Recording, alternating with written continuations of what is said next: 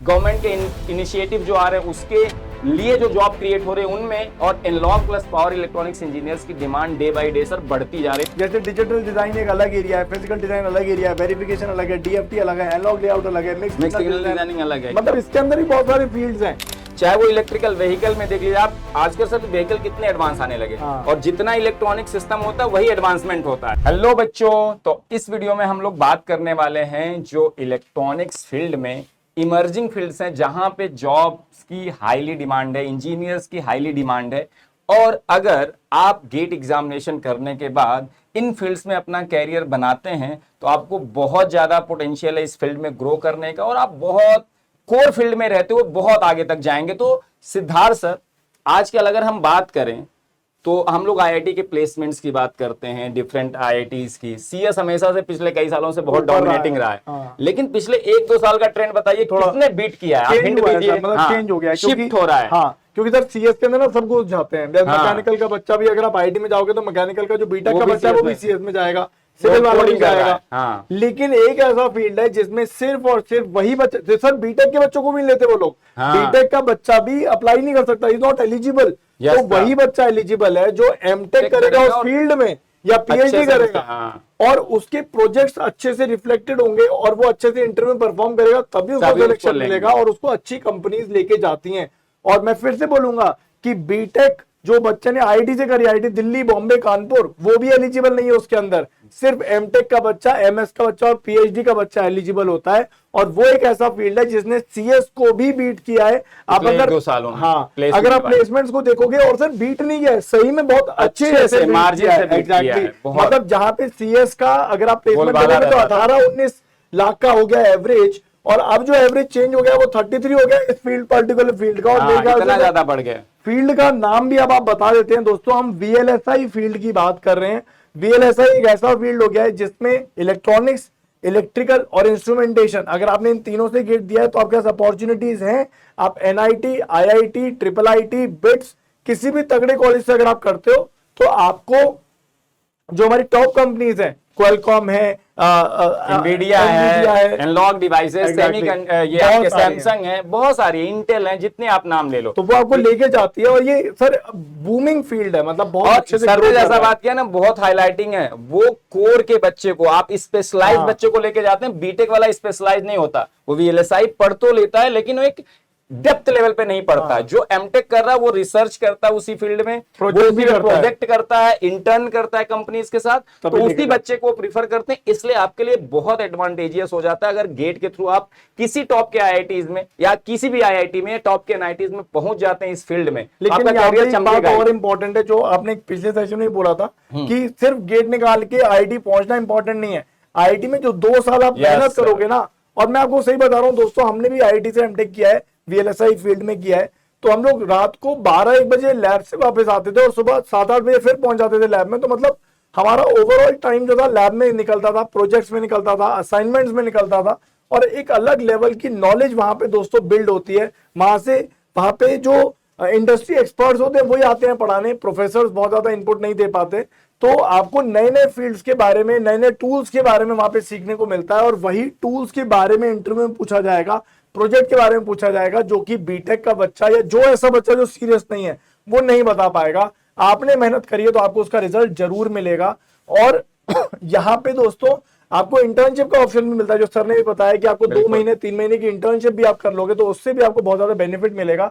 मतलब ये एक ऐसा फील्ड है जो डिमांड करेगा बहुत ज्यादा मेहनत, लेकिन आपको आउटपुट भी बहुत ज्यादा अच्छा मिलने वाला है। उसी रेशियो में रिवार्ड मिलेगा। तो सर बात करते हैं कैसे सेमीकंडक्टर फील्ड ग्रो कर रहा है इंडिया में, है ना। Semiconductor mission government of India ने सर लॉन्च कर दिया है, उसके तहत बहुत सारे लैब्स स्टैब्लिश किए जा रहे हैं इंडिया में। सो ऑब्वियस सी बात है, अभी तक हम केवल असेंबलिंग का सर काम करते थे, अब हम डिजाइनिंग वाले फील्ड में भी एक तरह से आ रहे हैं।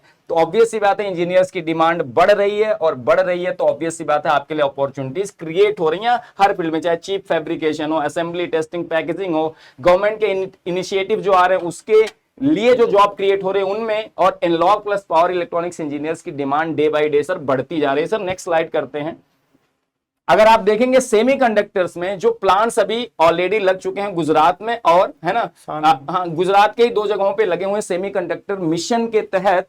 और ये चीजें सर आप केवल गुजरात में भी लगी हैं और ये आगे भी, देखिए यहाँ पे आसाम में भी एक लगा हुआ है, ये आगे और ग्रो करने वाली है। अभी ये इनिशिएटिव शुरू हुआ है, स्टार्टिंग में ही जब शुरू हुआ तभी से डिमांड रेज होने लगी है और वो आईआईटी के प्लेसमेंट में भी रिफ्लेक्ट होने लगा है, पैकेजेस में।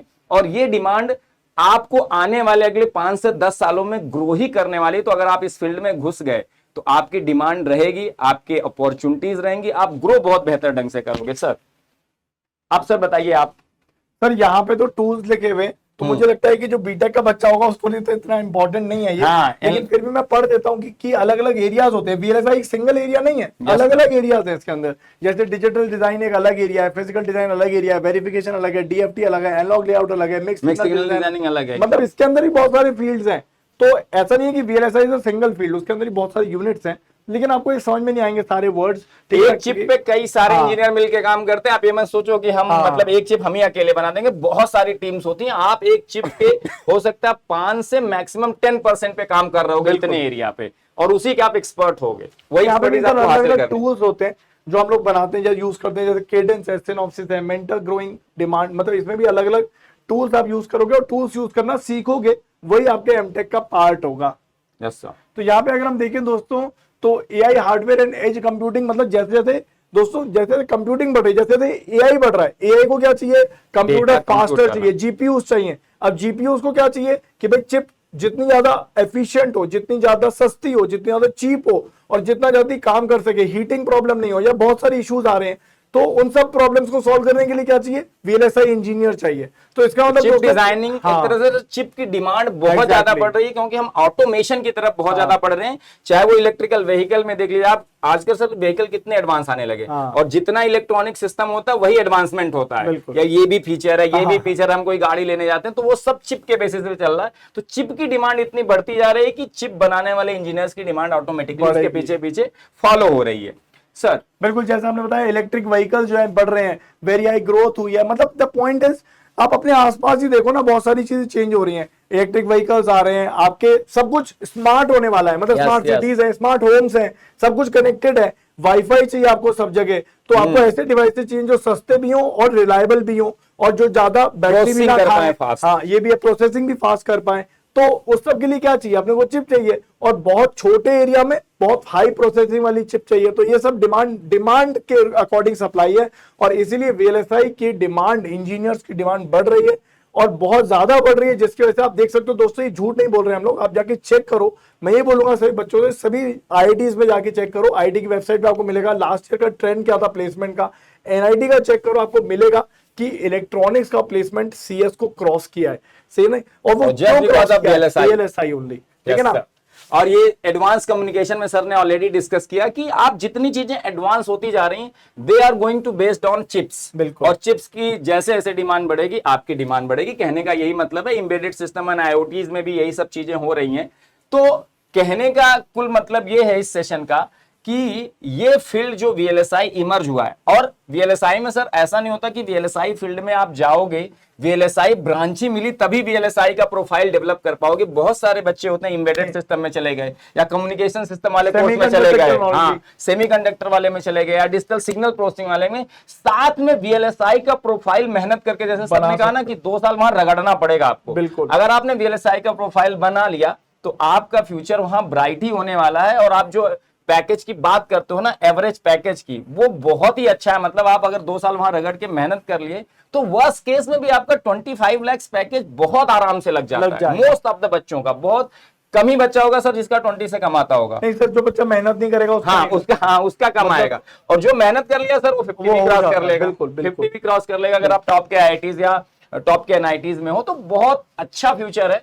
और जिन बच्चों की भी इस बार जो भी मार्क्स आ रहे हैं, आप इलेक्ट्रिकल से हो या सर ईसी से हो या आईएन से, आप इस ब्रांच को बहुत ही ज्यादा दिमाग में बैठा के रखना कि ये ब्रांच मुझे किसी अच्छे एनआईटी या अच्छे आईआईटी में मिल रही है। तो बस ये दिमाग में लेके जाना कि सर वहां 2 साल मेहनत भी करनी, बहुत रगड़ना है, मतलब बहुत ज्यादा। जितना आपने अभी मेहनत किया गेट के लिए, उससे डबल मेहनत करना है, क्योंकि वो रिजल्ट सीधा सीधा देगा आपको अच्छा प्लेसमेंट, मतलब सीधा सीधा पैसा मिलेगा आपको, मैं ये कहना चाहता हूं। और आप ग्रो करोगे ऐसी फील्ड में जहां आपकी डिमांड है, और जब डिमांड रहती है ना, काम आता है और आप उसके एक्सपर्ट हो, तो ऑटोमेटिकली उसी रेशियो में सर रिम्यूनरेशन मिलता है, आपको रिकॉग्निशन मिलती है, और आप एक अच्छी लाइफ और साथ में अच्छी ग्रोथ के साथ अपना प्रोफेशनल कैरियर बनाते हो। तो इसी के साथ सर इस वीडियो को एंड करते हैं। Thank you thank you so much बच्चों, मिलते हैं किसी और वीडियो में। All the best.